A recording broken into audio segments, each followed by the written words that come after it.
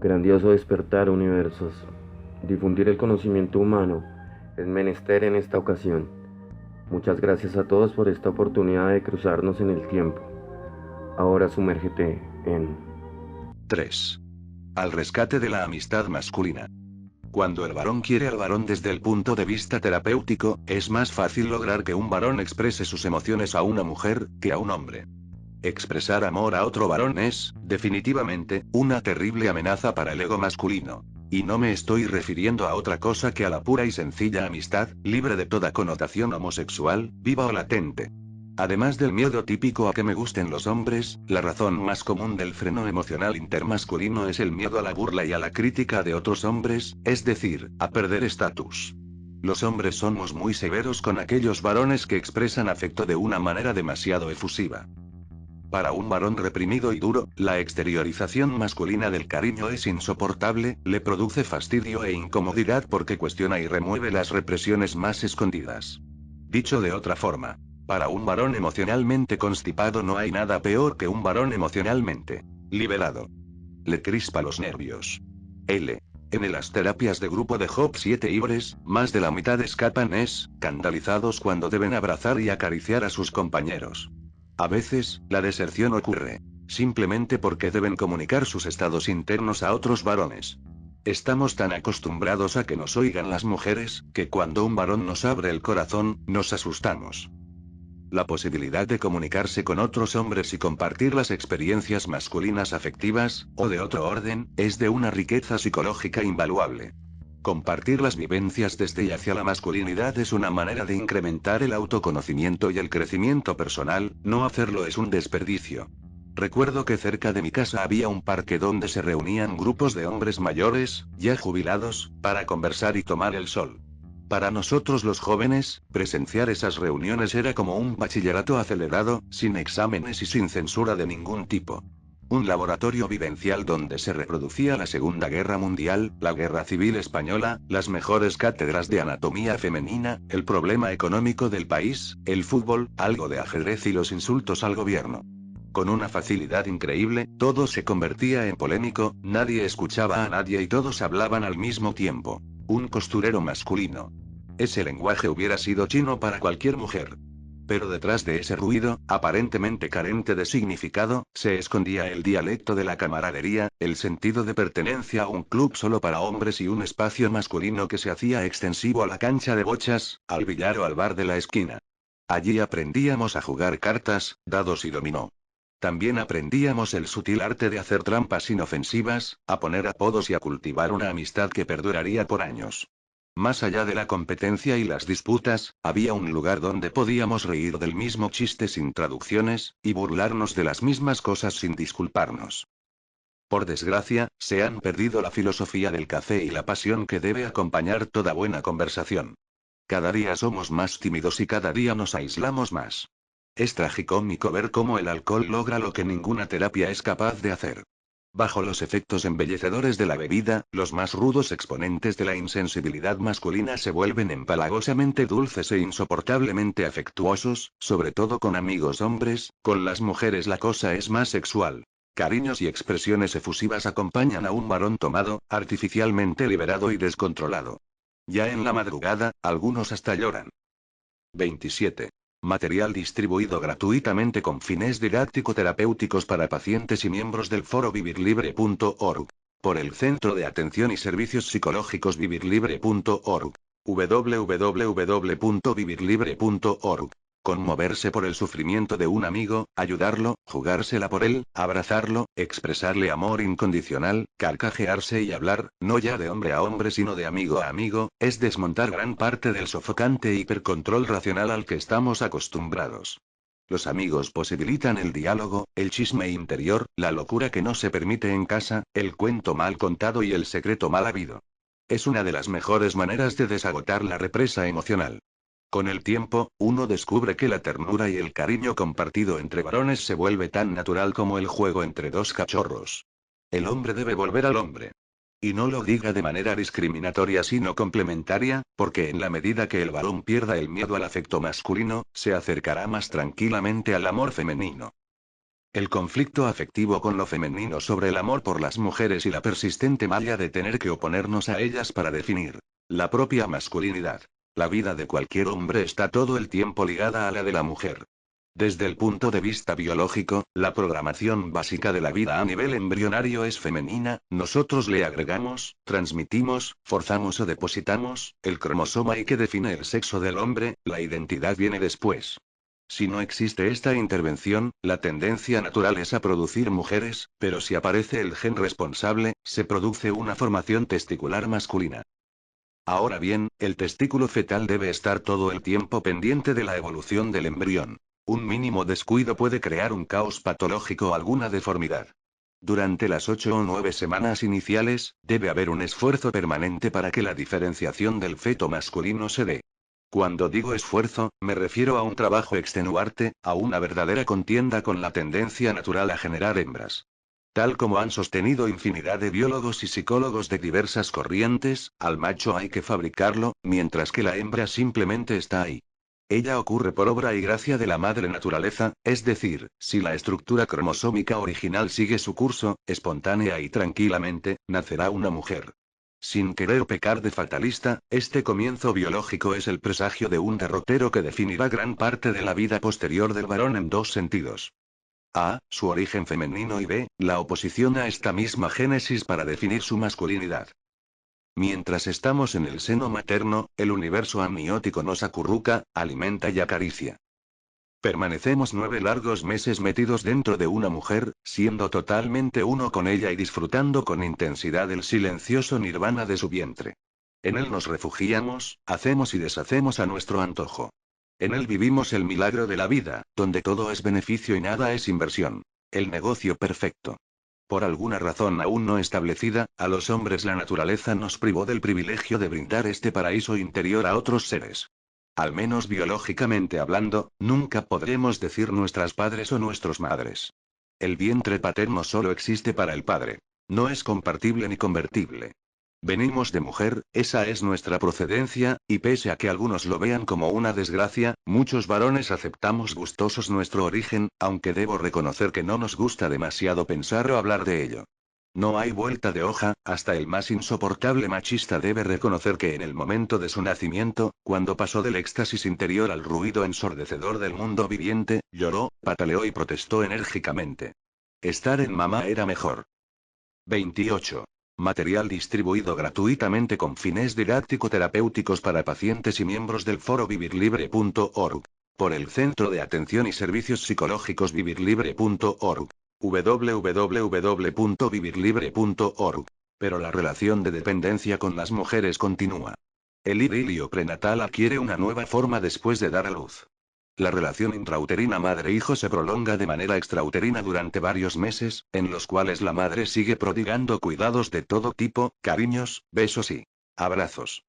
La díada afectiva se hace ahora claramente visible. La simbiosis sigue, pero más consciente de parte y parte. En el bebé ya existen formas primarias de percepción, y la mente comienza a formarse. Ya ambos pueden verse, tocarse e intercambiar placer de una forma más directa, atrevida y erótica. Sin embargo, muy a pesar de los implicados, este amorío, primario y básico para la supervivencia, se complica. En el varón se suma un nuevo ingrediente, algo que lo hará renegar y lo obligará a dar marcha atrás. Una especie de infamia ontogenética comienza a tejerse, un mal chiste del destino y una mala jugada de la vida. La identificación masculina, que a la larga no es otra cosa que una desidentificación femenina. Tal como dije antes, a diferencia de lo que ocurre en el bebé de sexo femenino cuyo proceso de identificación, yo soy una mujer, ocurre de manera natural, fluida y pasiva, el varón debe hacer un giro de L80 grados, frenar el proceso de identificación en el que venía y reconocer a regañadientes que aquello que lo contempló, lo colmó de dicha y le dio tanto amor, es de otro planeta o, al menos, no es como él. Debe renunciar a la mayor fuente de placer conocida, alejarse intempestivamente y comenzar a desligarse de un yo mal habido y de una autopercepción afectiva mal construida. Como el cuento de la leona criada con ovejas que un buen día, al mirarse en un lago, descubre que no es igual a sus congéneres, sino distinta, de otra raza o casi de otra especie. Aunque no tenemos forma de saberlo, me imagino que el impacto para un niño debe ser terrible, más aún si consideramos la ausencia del otro patrón de identificación, la figura masculina del padre. Si al niño le diera por preguntar, está bien, no soy esto, pero entonces, ¿qué soy? La respuesta lógica, aunque algo indeterminada, debería ser, eres un varón. Y si acaso el supuesto niño volviera a preguntar, ¿y qué es un varón? Más de un padre saldría corriendo. La identidad de los humanos, es decir, el autorreconocimiento personal, ocurre mediante un principio que se conoce con el nombre de fenómeno de mirarse al espejo. Nos autodefinimos en la medida que nos vemos en relación con los otros. Cuando el niño descubre atónito que se estaba mirando en el espejo equivocado, debe comenzar a distanciarse mental y afectivamente, y debe mirar para otro lado. Buscar otro espejo. Esta ruptura de género con la fuente primaria, es decir, la mamá, requiere de una reacción antagónica y una oposición activa. Aunque no nos guste demasiado, la naturaleza obró así. La masculinidad comienza a definirse por el desprendimiento de lo femenino. Mientras que en el proceso de identificación femenino, la cercanía afectiva y la relación con su fuente de alimentación y cuidado fortalece la concordancia de género, en el hombre es al revés. Al varón, la correspondencia de la propia identidad no le viene dada, debe trabajar para obtenerla. Debe tratar de hallar un punto medio donde no se retire demasiado, lo cual sería poco recomendable para su posterior vida afectiva, odio o indiferencia a las mujeres, ni tampoco debe quedar atrapado en un vínculo infantil, lo cual sería catastrófico, afeminamiento o complejo de Peter Pan.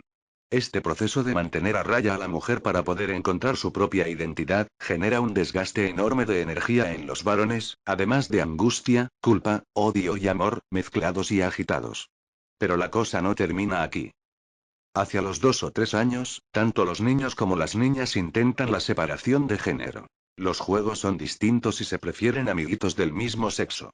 Los muchachitos parecen desarrollar cierta fobia a las niñas, y estas, cierto pesar por la bobada masculina. Los muchachitos, antes de entrar en la preadolescencia, pueden llegar a tener verdaderas pesadillas sobre la posibilidad de ser una niña enmascarada, o lo que es lo mismo, una niña en el cuerpo de un niño. El mayor terror y el peor insulto para un muchacho de esa edad es que le digan niña. Sin el menor ánimo de parecer víctimas y ateniéndome exclusiva y objetivamente al desarrollo psicológico afectivo masculino. Qué ajetreo tan agotador este de ser varón. Primero, en lo embrionario, debemos agregar una y que solamente poseemos los varones y que no parece estar programada de manera tan natural por la biología. Después, la desilusión y la cruel aceptación de que no se es mujer, es decir, soy una especie de marciano. Más tarde, cuando la cosa parece estar tranquila, nos. 29. Material distribuido gratuitamente con fines didáctico-terapéuticos para pacientes y miembros del foro vivirlibre.org. Por el Centro de Atención y Servicios Psicológicos vivirlibre.org. www.vivirlibre.org. Sobreviene un trastorno obsesivo no registrado aún por la psiquiatría. Para ser varones debemos diferenciarnos de las niñas, más aún, cuanto menos nos parezcamos, más hombres seremos. En vez de aprender a ser varones reafirmando lo que tenemos que hacer, lo aprendemos por defecto, es decir, por lo que no tenemos que hacer. Para rematar la cosa, durante casi toda la vida a muchos varones les asalta el pavoroso miedo, algunos dicen que la duda, de ser homosexuales. O sea, además de todo lo anterior, también hay que cuidarse de ser homosexual, nuevamente oponerse, y, como es obvio, hay que diferenciarse de ellos. ¿Qué falta hace un papá? En cierta ocasión fui invitado por una asociación de mujeres para hablar sobre este tema. Cuando terminé de explicar el problema de la identificación masculina, la mitad de las asistentes tenían los ojos llorosos, y la otra mitad mostraba un claro sentimiento de compasión y pesar. Pobres, lo que les toca sufrir. En verdad, no supe si debía agradecer el gesto o deprimirme con ellas. Es apenas natural que en este contexto de búsqueda de lo viril, la gran mayoría de los hombres adquiera el vicio, generalmente no consciente, de tener que estar todo el tiempo mostrando que son verdaderos varones. La masculinidad es mucho más importante para nosotros, de lo que la feminidad es para las mujeres. Realmente, equivocamos el camino. Podríamos orientar nuestras energías fundamentales a descubrirnos a nosotros mismos, sin definir tantos territorios y linderos inútiles con lo femenino. El absurdo está planteado así y mantenido por siglos. En los varones, la masculinidad depende de cómo se resuelva la feminidad. Ridículo en grado sumo. El desatino está, precisamente, en que no hay nada que resolver. Es posible que no tengamos mucho que hacer en lo embrionario, pero sí podríamos mejorar la manera como la cultura administra los procesos infantiles de identificación masculina. También podríamos crear nuevos métodos educativos para la socialización de niños varones, reestructurar la concepción que los adolescentes tienen de las mujeres, y trabajar activamente para vencer el miedo a la expresión de sentimientos positivos. En fin, hay mucho por hacer, si en verdad existiera la motivación. Esta insistente arremetida contra lo femenino comienza a suavizarse cuando hacemos un descubrimiento desconcertante, y casi que traidor a la causa. Las mujeres nos dejan de parecer horribles y además, nos gustan. Dios mío, ¿cómo es posible? Ellas me gustan, exclamaba seriamente preocupado un paciente varón de 12 años, sorprendido de sí mismo. Este hallazgo es tan estremecedor y avergonzante, que suele ser mantenido en secreto por algún tiempo, hasta que alguien más valiente sea capaz de comentarlo en el grupo de referencia. Así, descubrimos que por fortuna no somos los únicos. En verdad, cualquier muchacho aquejado de enamoramiento siente el más grande alivio al ver que sus compañeros de género están en las mismas y, como suele ocurrir, hasta el más duro de la barra está afectado. Como una epidemia de origen desconocido, los temibles combatientes antifeministas van deponiendo las armas y entregándose mansamente, uno a uno, al enemigo. Un contrincante mucho más poderoso, en apariencia pasivo y supremamente encantador, que no perdona. Junto al virus afectivo que nos revuelca sin remedio en el amor adolescente, en el varón se hace evidente una nueva fuerza con el vigor de 1000 soles, punzante y demoledora, que definirá gran parte de la existencia masculina posterior, y de la que hablaré en la tercera parte del libro. La atracción sexual. Esta nueva energía termina de hacer añicos esos años de protesta viril, como los llamaba Adler, y la balanza definitivamente comienza a inclinarse. Las paradojas de la vida. Tanta repulsa, tanta negación por lo femenino, para regresar a ellas. Del destete, al tete. El retorno a la mujer y la aparente conciliación con el otro sexo, deja expuesto de una vez por todas el conflicto básico del varón, el dilema atracción, repulsión hacia lo femenino, que guiará y determinará gran parte de su futura vida amorosa. Aunque hay muchísimos estilos afectivos masculinos, y aunque algunos pueden llegar a superponerse para crear subtipos, señalaré los que considero más importantes frente al impedimento que genera la oposición a lo femenino.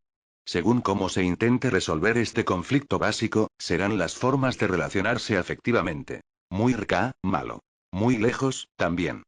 Los que no son capaces de alejarse lo suficiente del vínculo maternal inicial, permanecen en una relación infantil y barra o culpable.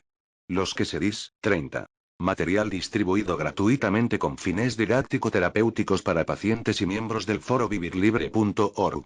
Por el Centro de Atención y Servicios Psicológicos vivirlibre.org. www.vivirlibre.org. Tancian demasiado, pueden oponerse al amor femenino con indiferencia y barra o agresión. Los que logran reestructurar un buen punto de equilibrio, alcanzan a reconciliarse con ellos mismos y con el amor femenino. Dejaré al hombre conquistador compulsivo, al que sufre de donjuanismo, para el apartado de la infidelidad. 1. El hombre apegado inmaduro. Este hombre no ha logrado desarrollar su virilidad. Es un varón altamente dependiente y todavía agarrado al cordón umbilical. Quedó apresado en la relación maternal y no logra separarse del vínculo y traspasar la frontera de la autonomía. Por lo general, es el típico hombre incompleto, débil, aniñado y posiblemente afeminado. El rasgo principal está en el apego y en el miedo a ser varón. Asumir su identidad masculina le produce pánico, porque deberá alejarse de sus señales de seguridad. Este tipo de hombre no sabe ni puede amar, porque está demasiado concentrado en sí mismo, en sobrevivir y en ser amado. Es un narcisista egocéntrico, pero no por convencimiento sino por inmadurez afectiva. Al resolver el conflicto a favor de la madre, el estancamiento le impide el desarrollo de una identificación normal con su rol masculino. Lo que verdaderamente necesita es una nodriza, alguien que se haga cargo de él y lo asista. Un hombre así, es un niño grande que se niega a crecer, un pantagruel afectivo que ya no puede desarrollarse en ningún sentido. Ni para afuera, ni para adentro. Cuando el hombre apegado inmaduro siente que el sustento afectivo se debilita, es decir, cuando prevé el distanciamiento, entonces activa la estrategia retentiva del niño, la cual consiste en agarrarse desesperadamente de la mamá como si se tratara de una prolongación de su ser. Mi mamá es mía, !, váyase, !, no la toque. En estos hombres empieza a funcionar una forma especial de celos cuando sienten, real o imaginariamente, que están perdiendo la seguridad que les brinda su pareja. Entonces persiguen, vigilan, recogen pistas, registran, se ofenden, agreden y o alejan a todo ser que pueda robarles o distraer la atención de la mamá mujer. Este tipo de celos es la manifestación más primaria del apego. La posesión se convierte aquí en la manera de apoderarse a la fuerza de la fuente de seguridad, y de garantizar el suministro necesario de confianza para seguir sobreviviendo en el regazo materno. La motivación básica del celoso apegado inmaduro no es rescatar el ego lastimado, como el machista, ni defenderse del engaño, como el paranoide, sino evitar enfrentar la realidad de la propia identificación. Cuando la cosa se pone grave, estamos ante la tristemente célebre celotipia, una enfermedad que requiere de ayuda profesional. Si su pareja es extremadamente maternal, la combinación es mortal e incestuosa, aunque compatible.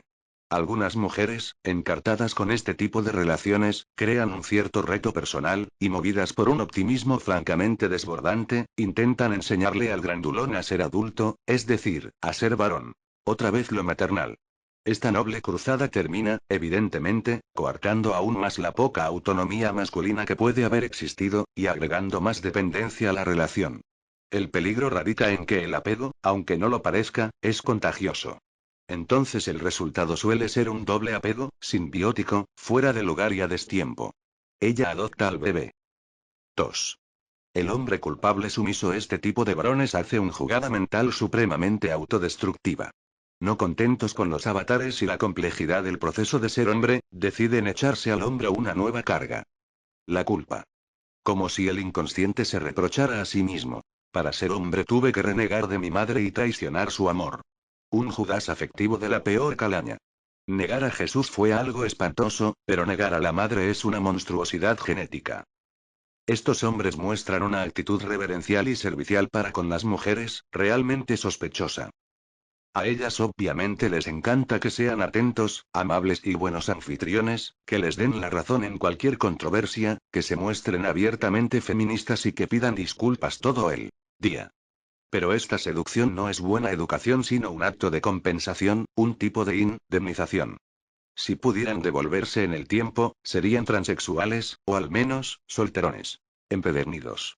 Cuando oigo, tu marido es un santo de canonizar, de inmediato me pregunto, ¿qué?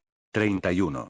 Material distribuido gratuitamente con fines didáctico-terapéuticos para pacientes y miembros del foro vivirlibre.org.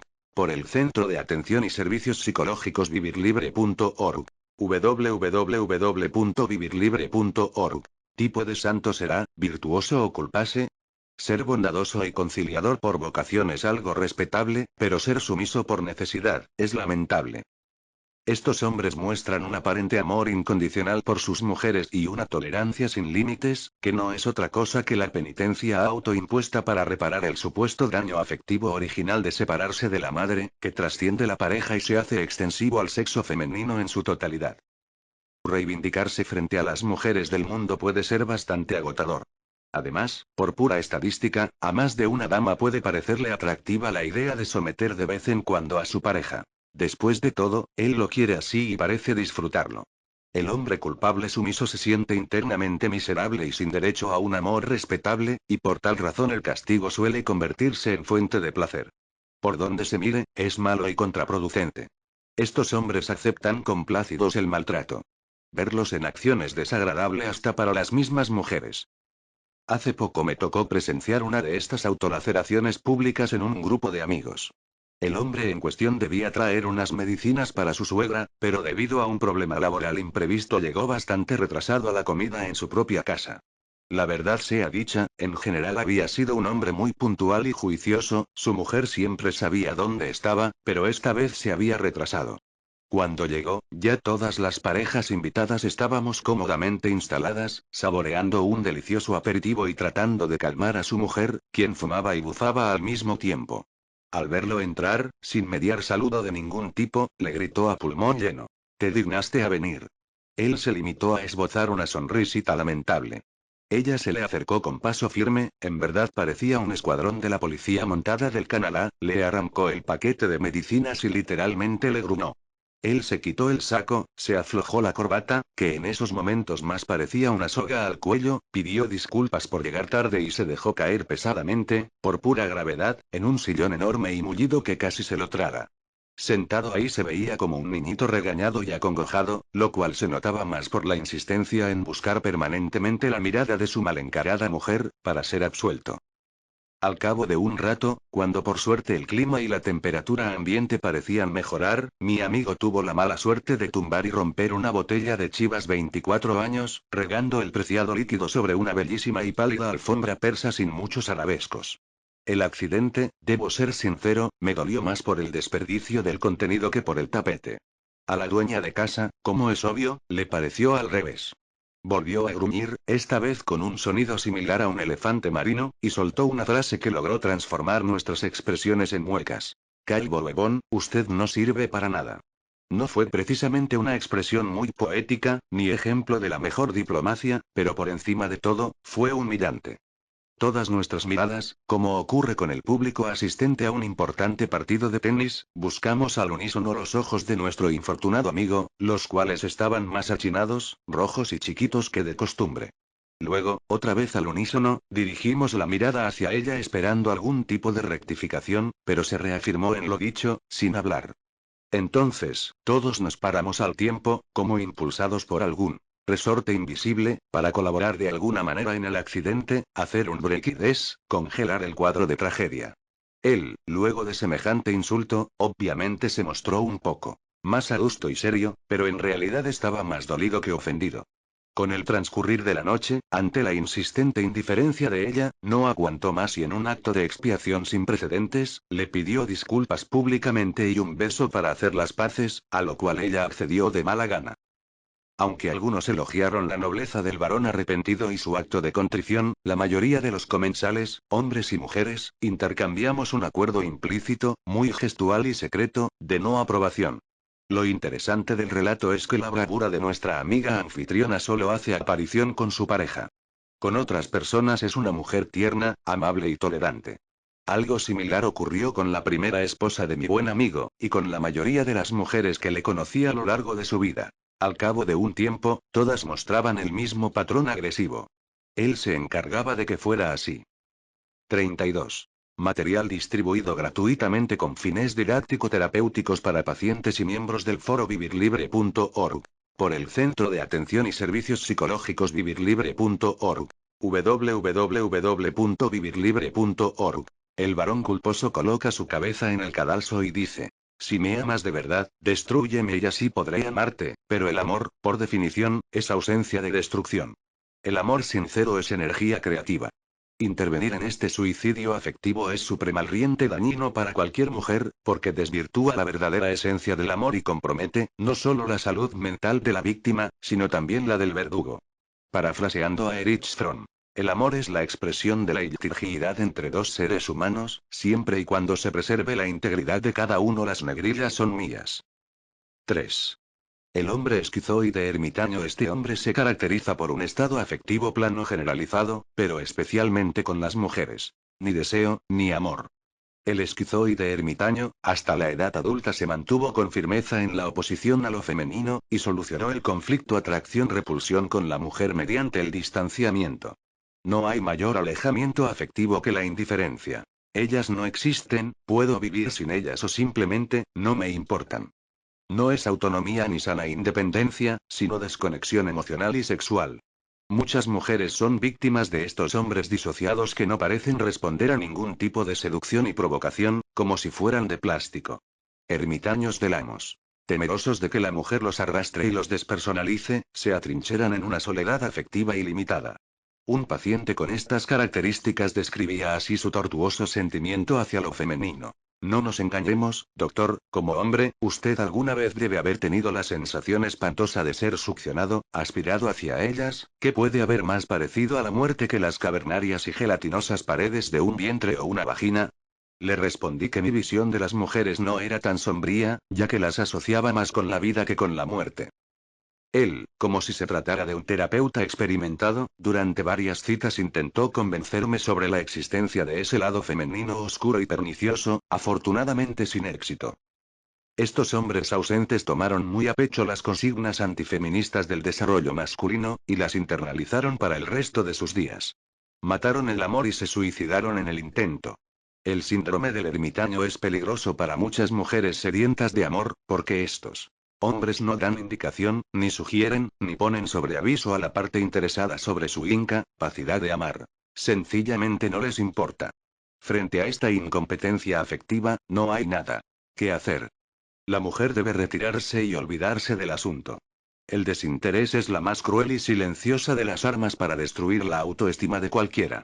Una mujer víctima de un hombre así, me decía: no entiendo, doctor, por qué me trata mal, he sido cariñosa y amable, no me habla ni me determina, es como si le estorbara y me tuviera fastidio, quiero entender. Le dije que no había nada que comprender. Él era peligroso y ella debía alejarse. Para poder entenderlo deberías sufrir de su misma enfermedad, pero si la tuvieras, no te interesaría nada de él, porque estarías en una especie de limbo afectivo, él no puede dar más, ya no sabe cómo hacerlo, se le olvidó, o quizá nunca lo supo, ¿no crees que mereces algo mejor?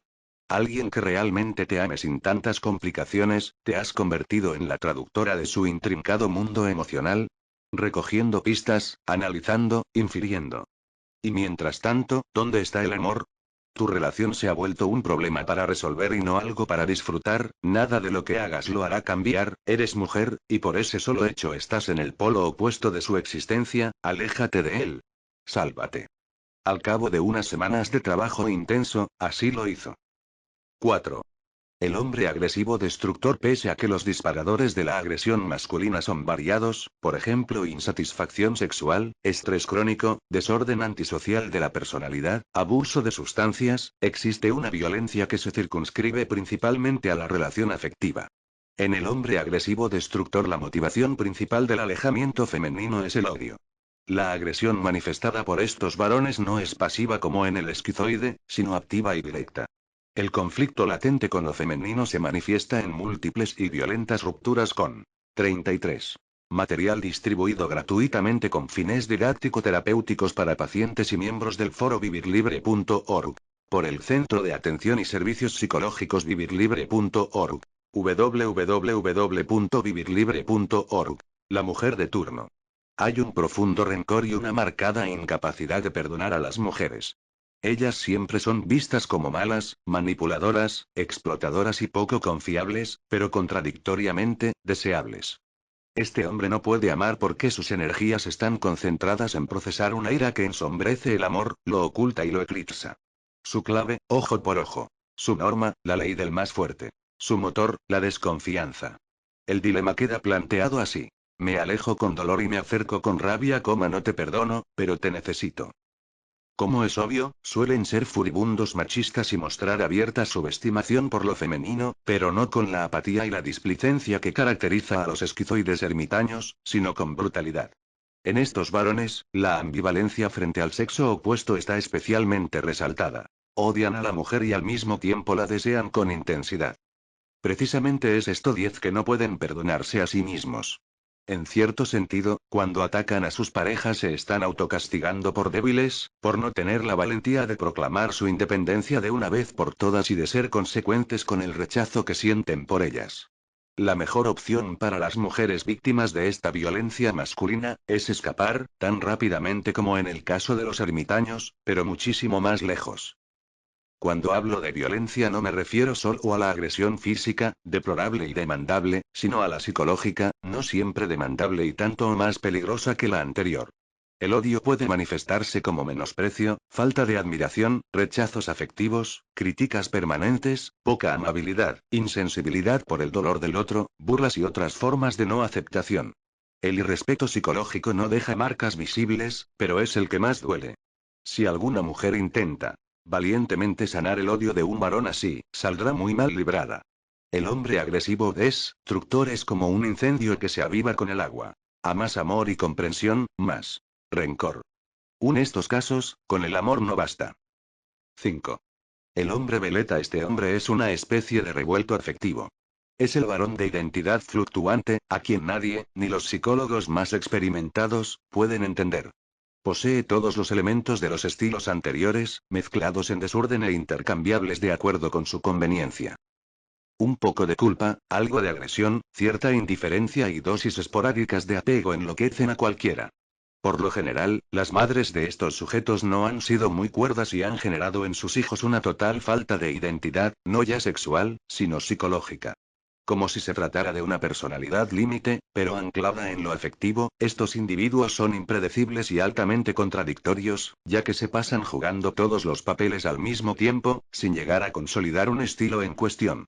El conflicto con lo femenino se encuentra en estado puro, posiblemente con la efervescencia de los primeros meses de vida. Estos hombres bordean los límites del amor, lo tocan, lo rozan, lo registran por encima, pero no son capaces de establecerse por mucho tiempo en relaciones afectivas estables, entre otras cosas porque la mayoría de las mujeres les huyen. El problema salta a la vista. Pueden llegar a ser algo seductores y mitómanos, pero sin alcanzar a ser el típico Don Juan. Cuando una mujer tiene la mala suerte de caer en este agujero negro emocional, es devorada en un instante. Se anula y desaparece como persona. La solución para estos casos turbulentos de desestructuración psicológica debe ser categórica y terminante. Tratamiento psiquiátrico, medicación abundante y entregarse a la divina providencia. 6.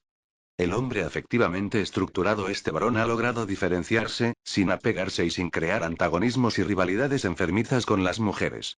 No le teme a la mujer que hay afuera, ni a la que hay adentro. Su estilo afectivo con el sexo opuesto está determinado por un distanciamiento equilibrado, sin odios, hombre agresivo, ni indiferencias, hombre esquizoide, y por un acercamiento sin miedos irracionales, hombre. 34.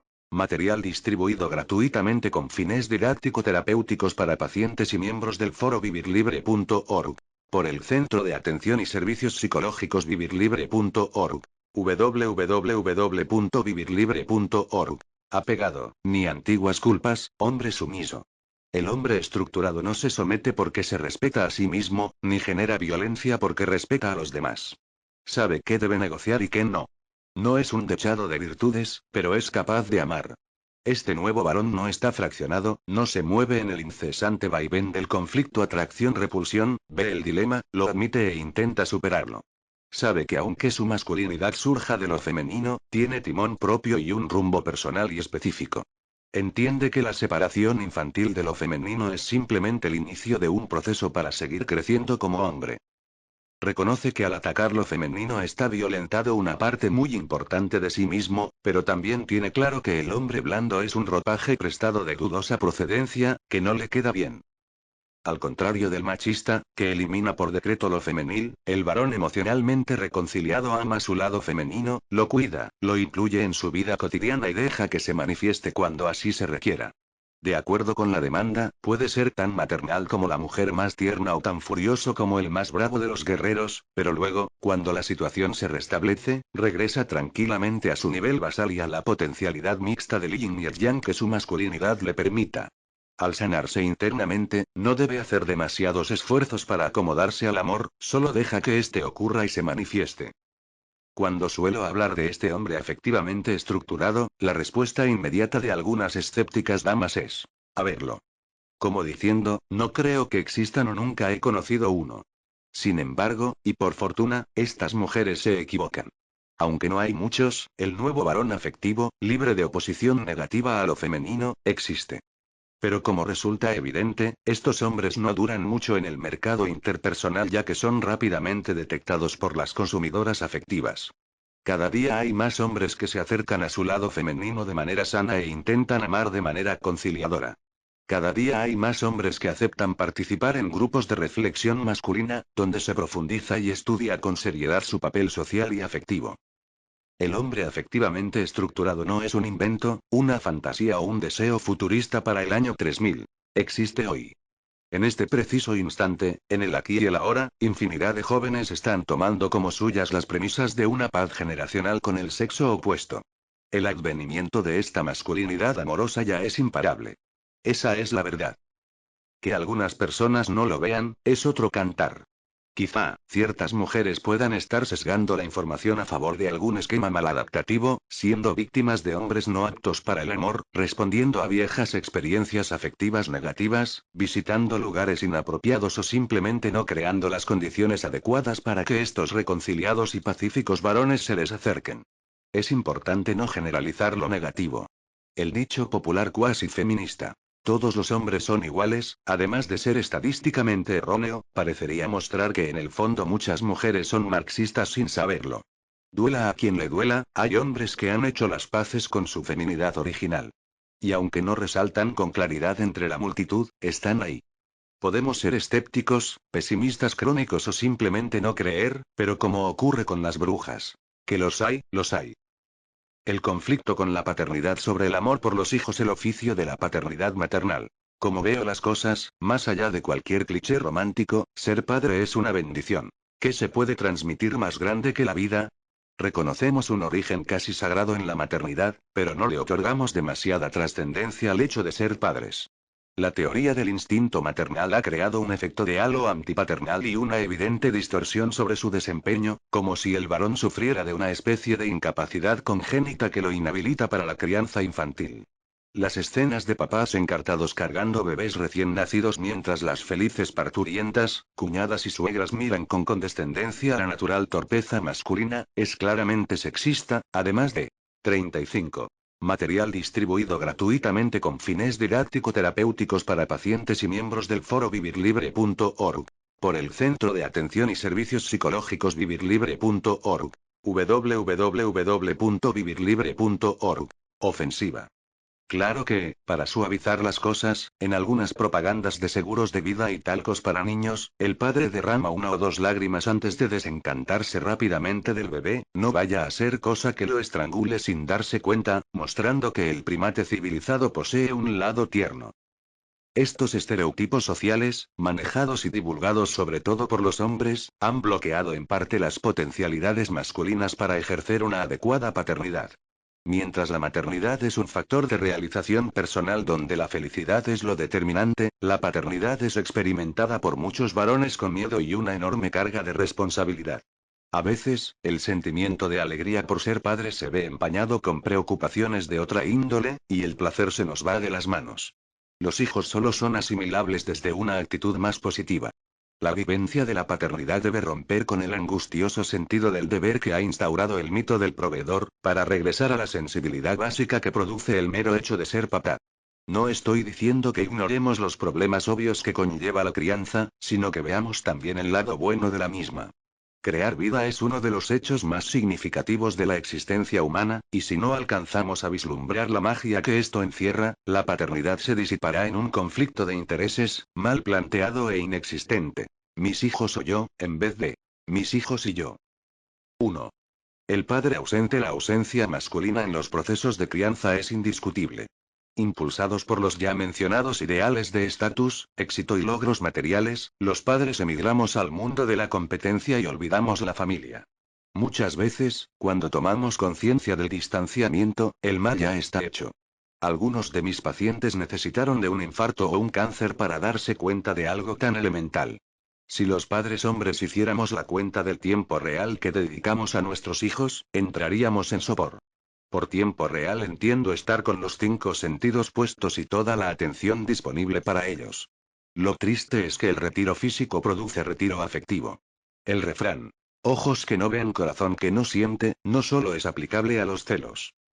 A diferencia de lo que antes se pensaba en psicología, hoy sabemos que la asistencia y el cuidado paternal son determinantes en las primeras etapas del desarrollo infantil, tanto en animales como en humanos. Los cariños de mamá son imprescindibles, pero si además están los de papá, mejor. Los estudios etológicos muestran que los cachorros de distintas especies, criados por ambos padres, sobreviven mejor y crecen más rápido que aquellos criados solamente por la madre. En el mundo civilizado ocurre algo similar.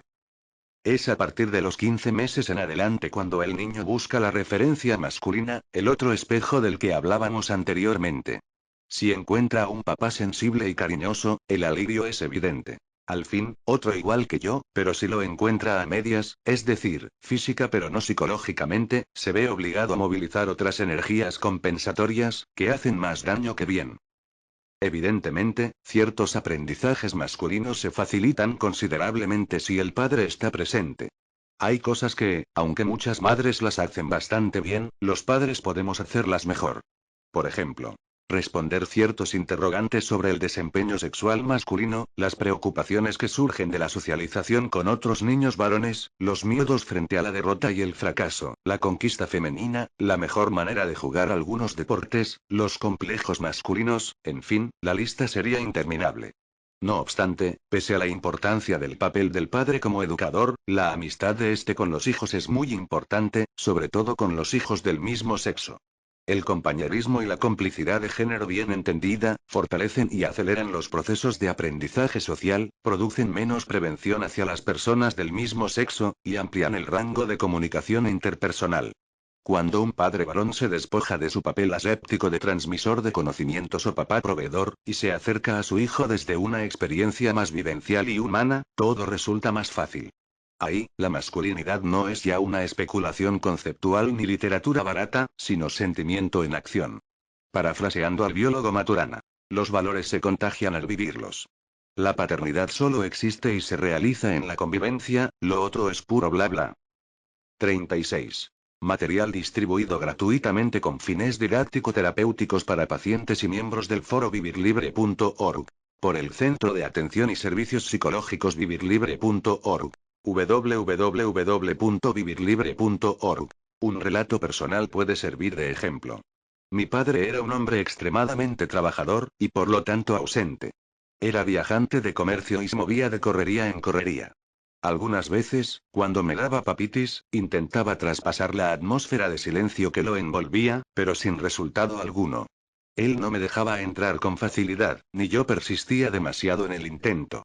En realidad, me daba miedo conocerlo porque no sabía cuánto dolor iba a encontrar.